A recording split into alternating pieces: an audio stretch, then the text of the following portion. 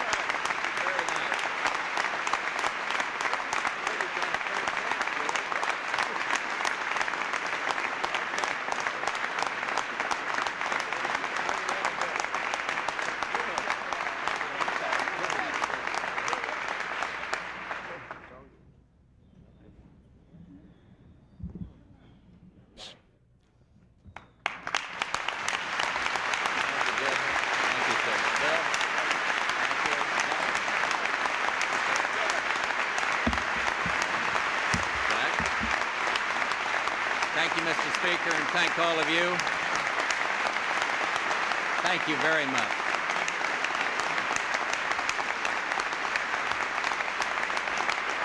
Thank you all.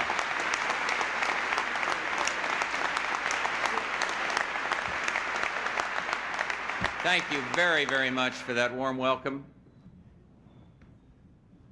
Mr. Speaker, thank you, sir, for presenting me to this esteemed body, and Lieutenant Governor Hobby, my respects, and thanks to you and to Bill Clements.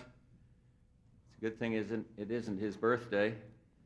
I'm not sure another plaid day in the Texas Legislature is in order, but belated happy birthday anyway. I'm delighted to be back in Austin with so many friends, and I want to discuss a few issues facing Texas and all of America. But let me just say a few words about what it means to be a Texan. My credentials. I have my driver's license here, and I have my Texas hunting license here, and somewhere my voter registration slip. And it is true, I like Kenny Bunkport, but I am a Texan. And so I just want to clear the air and say a few words about that.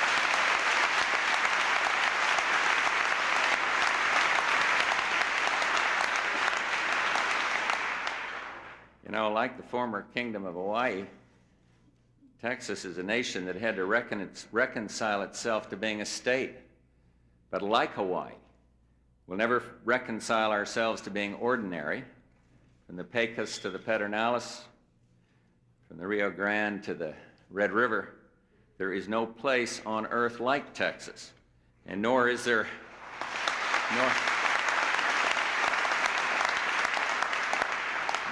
another capital in America quite like this one, built this rose-tinged granite, blushes in the low sun, and this being Texas. We had to build a capital that is exactly 1 foot taller than the one in Washington. Texas. And so I hope it's not too much of a cliche to say that Texas stands tall in the heart of this president, perhaps for this reason. Larry McMurtry, who was at the White House the other day, he's one of my favorite writers. In Lonesome Dove, he describes the mythic Texas and conjures that sense of the place that we all know so well. And I'm inspired by a man of letters who can convincingly adopt the voice of the cowboys and the outlaws, men whose only schooling was in dodging bullets, whose only lessons were in how to run or rustle cattle.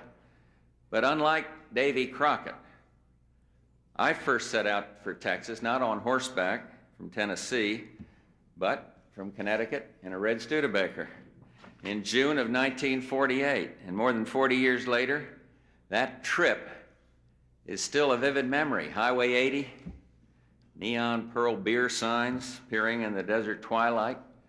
And see, I've hit a note here that, and stopping at a cafe, I'll admit it, I didn't know if a chicken fried steak was a chicken fried like a steak or a steak that tasted like a chicken, but I've learned.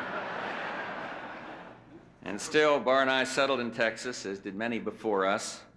We raised 5 kids and helped get into the business world, helped start a business. And in that span of 40 years, I've watched with pride as this state has grown into even greater glory.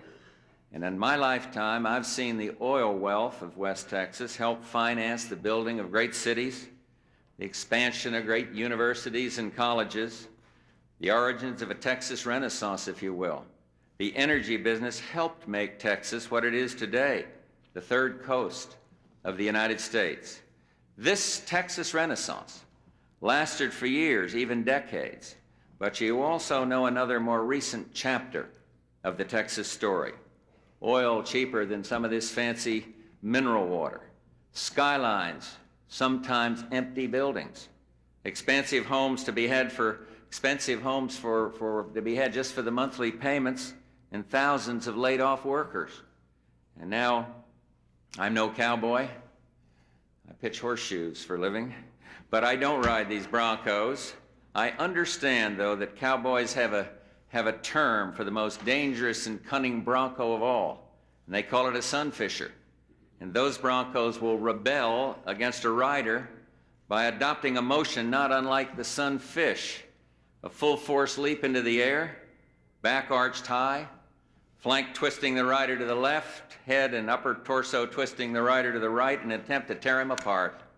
And let me suggest that not so many months ago, the whole state of Texas, our state, felt like it had been on just such a ride. But strong men and women are challenged by adversity. And I believe Texas has proven that. And there may be a few more bumps and bruises ahead.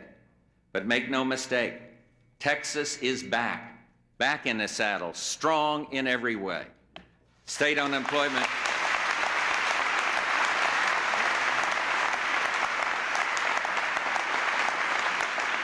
State unemployment has dipped to its lowest level in 4 years, signaling, I think, the diversification of the Texas economy.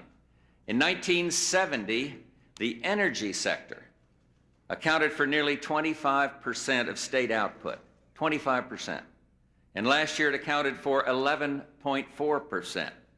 And yet Texas has more than regained the 208,000 jobs it lost from 1986 to 1987, with employment in plastics and aviation and electronics, space and computer programming leading the way.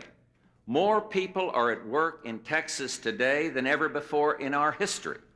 And the Dallas-Fort Worth Metroplex leads in defense and technology, Houston in space and biomedical research, Austin, microelectronics.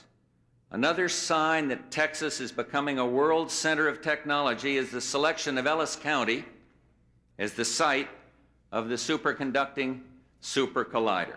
And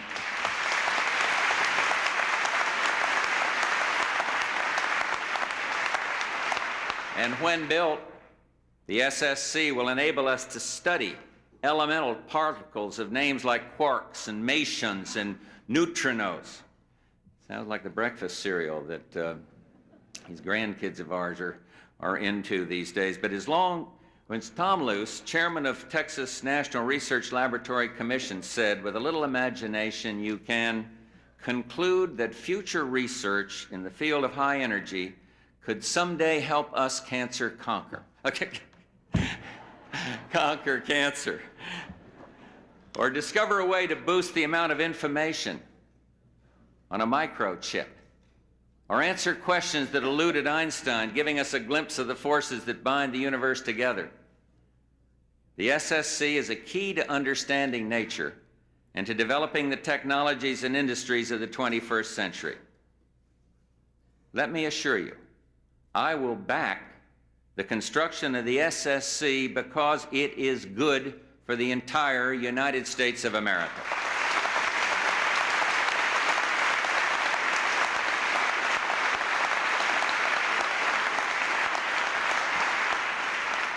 Let me also salute you, the members of the Texas House and Senate, and the voters of this state for having the vision to take an early lead on this project. Texas got its act together, made an outstanding presentation early on. Still, no matter how diversified and high-tech that we become, a strong domestic energy industry is important, still important, to the future of this state and, in my view, to the future of all of America. I find it disturbing that nearly 50% of America's oil is imported. This is not good for the national security of the United States of America.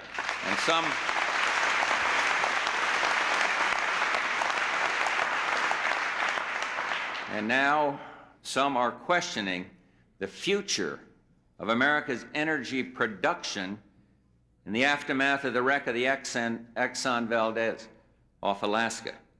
I am as concerned as anyone, as all Americans are, by the environmental tragedy in Prince William Sound. We're using federal resources intelligently to clean it up. We're working with industry to develop an improved plan in the event of a future spill, but shutting down our domestic energy production is no answer and would merely increase our dependence on foreign oil. We must and we will maintain a strong domestic energy industry.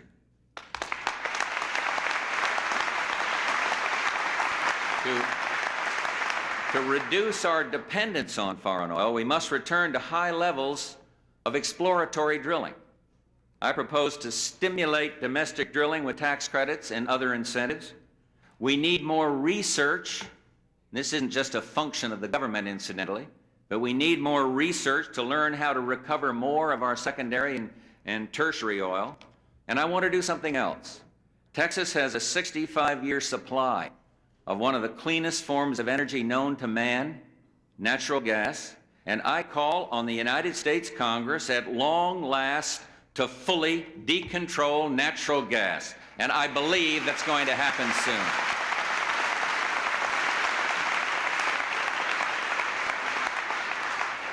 We need a national energy policy that relies not only on oil, but on other sources as well. I believe we can and must use safe nuclear power. I believe that coal has a bright future, and you know my confidence in natural gas. As we all become increasingly concerned about the need for clean air, we must look more to natural gas and to nuclear power. We must press forward with clean coal technology, and we must produce more of our corn crop switch more of our corn crop to produce ethanol, more of our natural gas to produce methanol.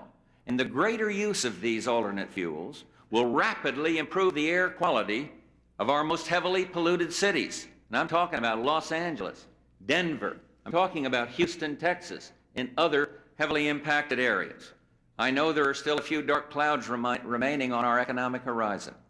I know that you're concerned about the continuing crisis in many of the savings and loan institutions.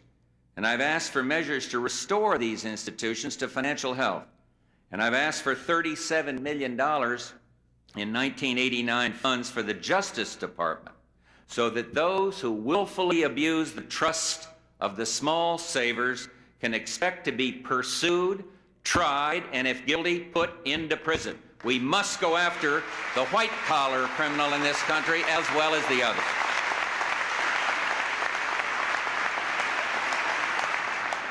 The United States Senate has acted expeditiously on the savings and loan bill that I put forward. Strong support on both sides of the aisle, Democrats and Republicans alike. And I now call on the House of Representatives to pass a responsible savings and loan bill as soon as possible. Texas, like all America, faces many challenges. But I believe that by working together as Republicans and Democrats, as federal and as state officials, we can lick any problems down the path. Federalism works. Federalism works because of your leadership and your initiative. The old dictum of the government, best government being that which is closest to the people, applies here, right here in this chamber, right here in Austin, Texas, right here at the Capitol. True, some problems of the recent past linger on. Some areas of the state are recovering more slowly than others, but the way is clear to a future as bright and promising as the blue Texas sky. A new reliance on a diversified economy and the technologies of the next century. And this is the secret of the Texas turnaround. And its unfolding is a tribute not just to the entrepreneurial spirit of Texans themselves, but to the leadership of Governor Clements, Senators Graham and Benson, the congressional delegation, and the men and women of the Texas Legislature. Texas is starting to feel like its old self again. And there's a feeling now that anything is possible. Not standing here trying to underestimate the problems of education or health or urban blight, but there is a new feeling abroad. Who knows? The Astros might win in the National League, and yes, under enlightened new leadership, the Texas Rangers might even win in the American League.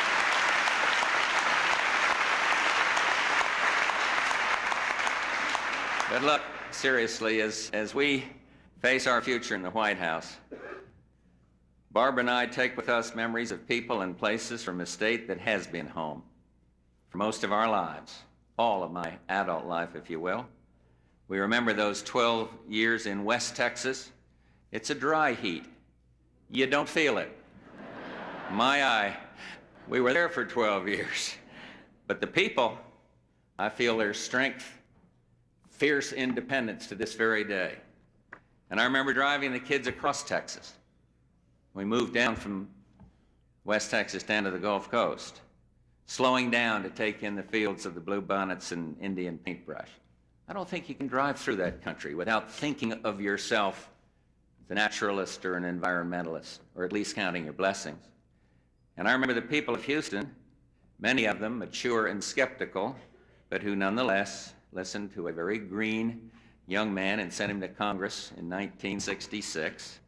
And I remember Lyndon Johnson at his ranch back in 1969 when I went over there, an elder Democrat, retired from the presidency, giving neighborly advice to a young Republican while his very special ladybird held out her hand in hospitality.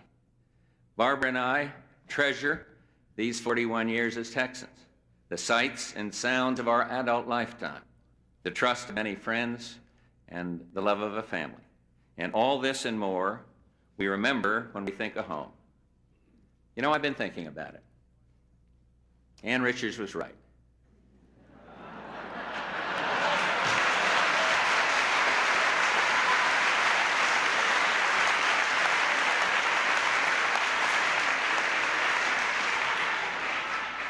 Why do you think that I said we could cancer conquer?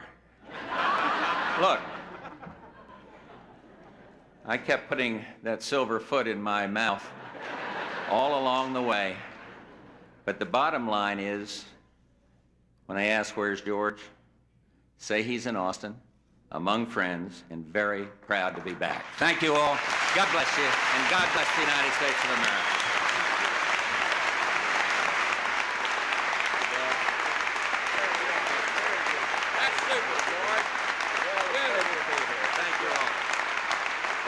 Very, very much. Thank you. All right. Just stay up there. I'll stay right here. Thank you all very much. Thank you.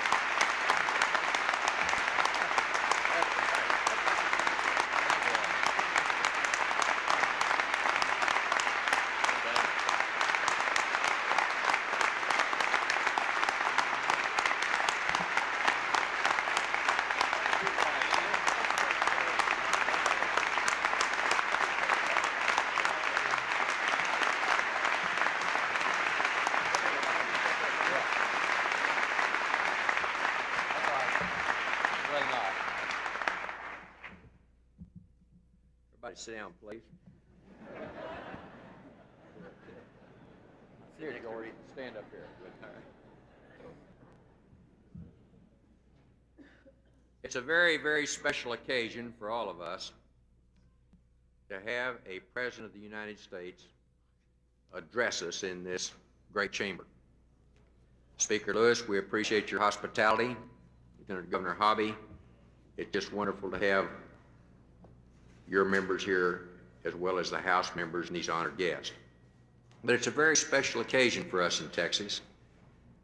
And in researching the records, I would like for all of you to join me in thinking in terms that never before have we had a President of the United States address us in this chamber.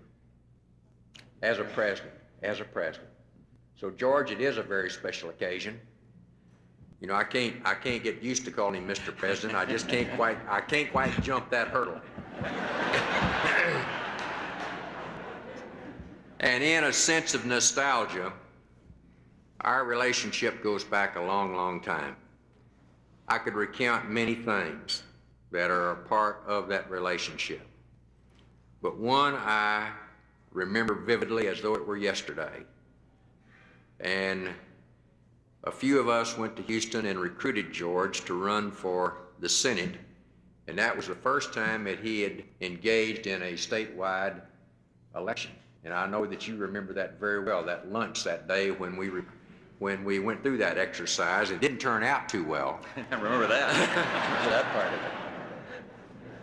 But that's when I was initiated into the vagaries of politics, because George said, well, I will do that, Bill, if you will be my treasurer. That was my mistake. He made a mistake, but I made a mistake. And so we embarked on a political situation a long time ago. I believe that was in '62, George. I have something here that I want to give you as a little piece of memorabilia from the state of Texas. And this has never been given to a President of the United States before. This is Department of Public Safety, Texas Rangers, making you a captain in the Texas Rangers.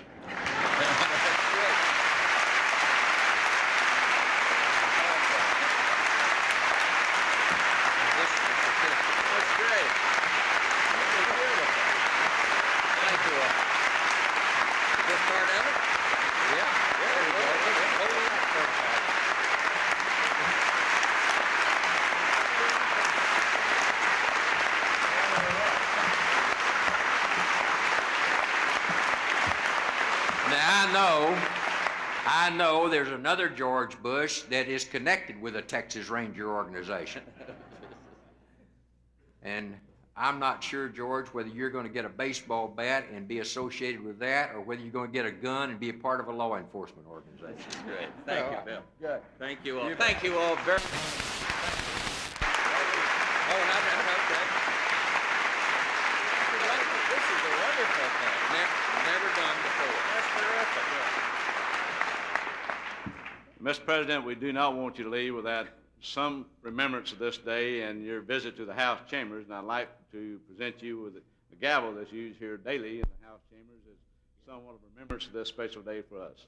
Thank you. Thank you, Speaker. Thanks a lot. Is that it? Go ahead on.